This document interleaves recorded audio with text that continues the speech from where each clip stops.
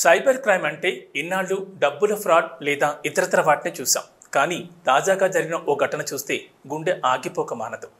అలాంటి ఘటనే కరీంనగర్ జిల్లాకు చెందిన ఓ విద్యార్థి తల్లిదండ్రులు ఫేస్ చేశారు. మరి ఘటనకు సంబంధించిన వివరాలకు వెళ్తే కరీంనగర్కు చెందిన మునిపల్లి ఫణిత నగరంలో స్వచ్ఛంద సంస్థ నడిపిస్తూ నిరుపేద విద్యార్థులకు అండగా నిలుస్తోంది. అయితే ఆమెకు గత గురువారం రోజున 923251814457 వాట్సాప్ కాల్ వచ్చింది. ప్రొఫైల్ డీపీ చూస్తే పోలీస్ ఆఫీసర్ది కనిపించింది. ఇది గమనించిన ఫణిత ఫోన్కు బదిలివ్వగానే అవతలి వ్యక్తి మీ ఆయన ఎక్కడున్నారు అంటూ ప్రశ్నించారు. దీనికి బదులుగా ఫణిత నేను బయట వేరే పని మీద ఉన్నాను, మా ఆయన ఇంట్లో ఉన్నారంటూ సమాధానమిచ్చింది. అయితే ఆ వ్యక్తి ఫణిత వాళ్ళ అబ్బాయి పేరు చెప్పి ఎక్కడున్నాడంటూ నిలదీశాడు. అసలే పోలీస్ డీపీతో వచ్చిన కాల్, పైగా సదరు వ్యక్తి మాట్లాడే తీరుతో కంగుతిన్న ఫణిత కెనడాలో అని సమాధానమిచ్చింది. అక్కడ ఏం చేస్తున్నాడని తిరిగి ప్రశ్నించగా గ్రాడ్యుయేషన్ చేస్తున్నాడని బదిలిచ్చింది.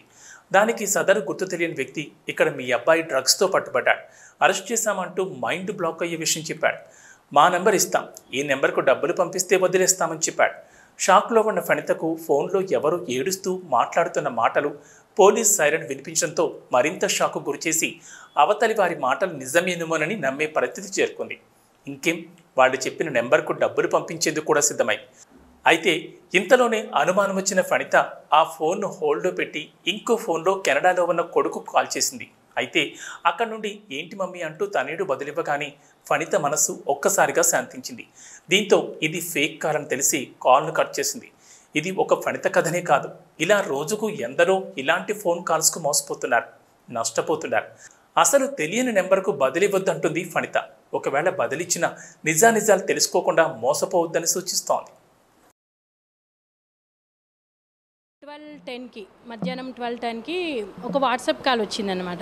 సో నేను ఆఫీస్లో బిజీగా ఉన్నాను. జస్ట్ వాట్సాప్ కాల్ రాగానే ప్రొఫైల్ ఫోటో చూస్తాం కదా కామన్గా, అట్లా చూస్తే ఒక పోలీస్ ఆఫీసర్తో ఫోటో ఉంది. సో అంటే కొన్ని ఇంపార్టెంట్ కాల్స్ అయితే లిఫ్ట్ చేస్తాము బిజీగా ఉన్నప్పుడు అని చూడగానే పోలీస్ ఆఫీసర్ కింద సిబిఐ అన్న నెంబర్ ఉండగానే లిఫ్ట్ చేశానమాట. లిఫ్ట్ చేయగానే అక్కడ అదర్ పర్సన్ హిందీలో మాట్లాడాడు. ఫస్ట్ అమిత్ బాబు కిదరే అన్నాడు. అమిత్ బాబు కోనే అంటే మేరీ పతి అన్నాను. किधर है अमित बाबू बोले तो एक्सीडेंट हुआ उन्होंने घर में है मैं बाहर हूँ అని చెప్పాను సార్. చెప్పేసరికి హర్ష్ కిదర్ హే అన్నాడు. అంటే ఒక పోలీస్ ఆఫీసర్ ఎలా గంభీరంగా మాట్లాడతాడో అలా క్వశ్చన్ వేశాడనమాట. హర్ష్ కిదర్ అంటే హర్ష్తో మేర బేటా నువ్వు కెనడా మే అని చెప్పిన.